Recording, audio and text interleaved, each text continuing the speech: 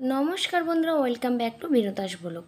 আরেকটি নতুন ব্লগ তোমাদের সবাইকে জানাই স্বাগতম। আমার এই ছোট্ট পরিবারে সমস্ত ভাই বোনেদের জানাই ভালোবাসা, সবাইকে জানাই। চলো আজকের ব্লগটা শুরু করছি।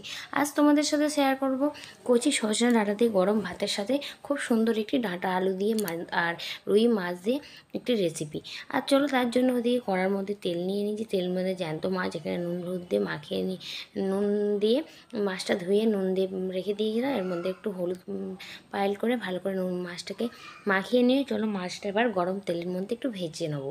তারপর চলো রেসিপিটা শুরু করব।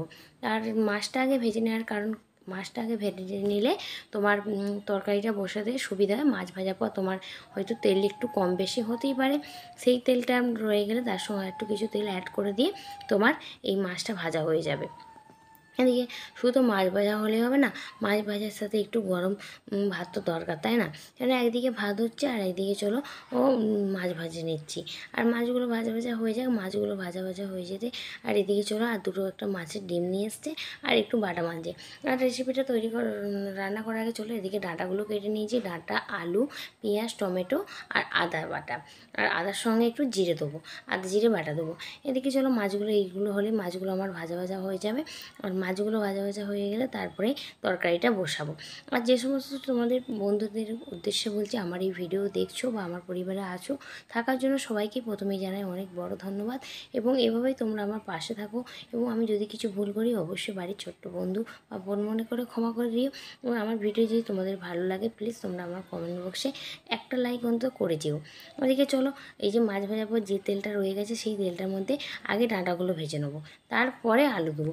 যে কোনো সবজির নিজস্ব একটা দেখবে স্মেল থাকে, সেই জন্য যে কোনো রান্নার ক্ষেত্রে প্রত্যেকটা সবজি একসঙ্গে ভাজা থেকে আলাদা আলাদা করে ভাজাটাই বেস্ট হয়। কারণ সেই আলাদা আলাদা করে যে কোনো সবজি ভাজলে সেই সবজির বলো সেই রান্নার বলে যে স্বাদটা হয় সেটা কিন্তু একসঙ্গে ভাজা সবজির মধ্যে কিন্তু হয় না। আর এখন যেহেতু গরম পড়ে গেছে আর এখন সবার মানে প্রত্যেকের এলাকার মধ্যে মানে সজনা ডাঁটা অবশ্যই পাওয়া যাবে। আর সজনা ডাঁটা দিয়ে আলু দিয়ে তরকারি কিন্তু এই সময় রুই মাছ দিয়ে কিন্তু খুব সুন্দর খেতে লাগে, হালকা পাতলা ঝোলের উপর বলতে পারো। আর চলো ওদিকে ডাঁটা আলুগুলো ভাজা হচ্ছে, আমি এদিকে চলো তারপর মশলাটা রেডি করি। তার জন্য এদিকে একটু আদা নিয়ে নিচ্ছি, এবার আদার সঙ্গে একটু জিরে অ্যাড করে আর চলো মশলাটা বেটে নিই। আর একটু ভালো রান্না খেতে গেলে কিন্তু একটু ভালো মশলারও দরকার হয়। এই জন্য আমার মিক্সি মশলাটা আমি খুব একটি মানে পছন্দ করি না বলতে পারো।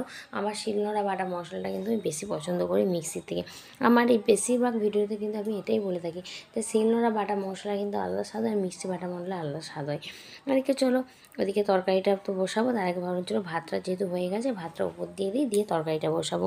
কারণ একটা কাজ করতে করতে আরেকটা কাজ যদি করা যায় সেই কাজটা সবসময় এগিয়ে রাখলেই কিন্তু সুবিধা মনে হয়।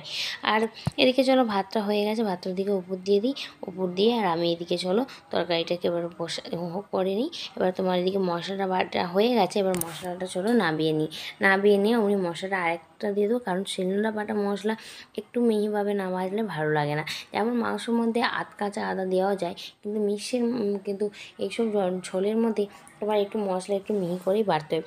এই চলো ডাঁটা আলুটা আমার হালকা ভাজা ভাজার মতন হয়ে গেছে। আগে ডাঁটা ভেজে নিয়েছি, তারপর আলু ভেজেছি, তারপরে আমি এদিকে আদা জিরে বাটা দিলাম আর ওপর থেকে একটু পরিমাণ মতো হলুদ গুঁড়ো দিয়েছি, এর সঙ্গে একটু কাশ্মীরি লঙ্কা গুঁড়ো আমি অ্যাড করব।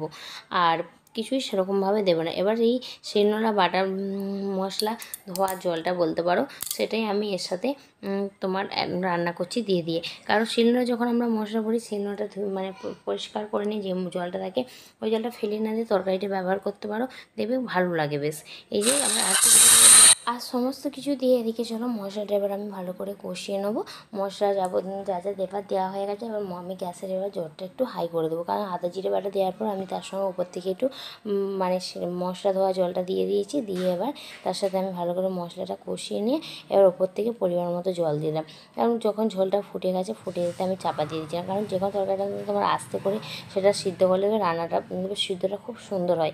এবার চলো ঝোলটাকে নামিয়ে নিয়ে তারপরে এদিকে আমি সেই কড়াটা একই রকমভাবে বসিয়ে দিলাম, বসিয়ে দিয়ে এদিকে চলো আলুগুলো সিদ্ধ হয়ে গেছে দেখে নেবে। এবার কড়ার মধ্যে আমি পরিমাণ মতো তোমার তেল দিলাম, তেলের সাথে ফোড়ন, তেজপাতা, শুকনো লঙ্কা এই দিলাম, দিয়ে এবার এটা একটু যতক্ষণ পর্যন্ত একটু মানে ভাজা ভাজা মতন না হয়ে যায় ততক্ষণ পর্যন্ত একটু আমি একটু অপেক্ষা করব। ভাজা ভাজা মতন হয়ে গেলে একটা দেবেন একটা পাঁচফোড়ন বা তেজপাতা তেলের মধ্যে একটা নিজস্ব একটা স্মেল ছাড়ে।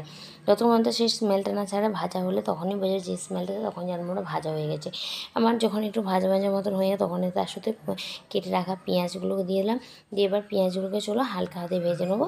ভেজে নিয়ে পেঁয়াজগুলো যখন ভাজা ভাজা মতন হয়ে আসবে এবার তার সাথে ওপর থেকে আমি টমেটো দিয়ে দেবো। টমেটো দিয়ে উপর থেকে আমি স্বাদ মতো একটু লবণ দিয়ে দিলাম, কারণ টমেটোর সাথে লবণ দিলে কি টমেটোটা একটু ভালোভাবে গলে যায়। আর গলে গেলে তারপরে একটু ঢাকা দিয়ে দেবো। ঢাকা দিয়ে তারপর আমি টমেটোটা যখন গলা গলা মতন হয়ে গেছে চাপা দিয়ে দিলাম। একটু চাপা দিয়ে কিছুক্ষণ পর খুলে দেখলাম টমেটোটা একটু মানে নরম ভাব হয়ে গেছে। তার সাথে আমি এই যে ঝোলটা দিয়েছি, ঝোলটা আমি মশলা দিয়ে রেখেছিলাম সেই ঝোলটা এবার এই ফোড়নের সাথে আমি সাঁতলে নিলাম। সাঁতলে নিয়ে এবার সাথে আমার ভেজে রাখা যে মাছগুলো আছে সেই মাছগুলো দেবো। আর স্বাদ মতো কিন্তু আমি লবণ দিয়েছি। যার যেরকম পরিবারে মানে মেম্বার থাকবে সে সেরকম অনুযায়ী ঝোলটা রাখবে আর রেখে সেই মতো তোমরা লবণটা অ্যাড করবে। আর এদিকে চলো মাছগুলো দিয়ে ফুটিয়ে নিয়ে এবার নামিয়ে নিয়েছি। এই যে আমার আলু কচি সজনা ডাঁটা আর আলু দিয়ে রুই মাছের ঝোল। আর দেখো গরম ভাতের সঙ্গে নিয়েছি, অসাধারণ খেতে লেগেছিলো। তোমরা যদি একবার অন্তত বাড়ির মধ্যে ট্রাই করে দেখো, খুব সুন্দর খেতে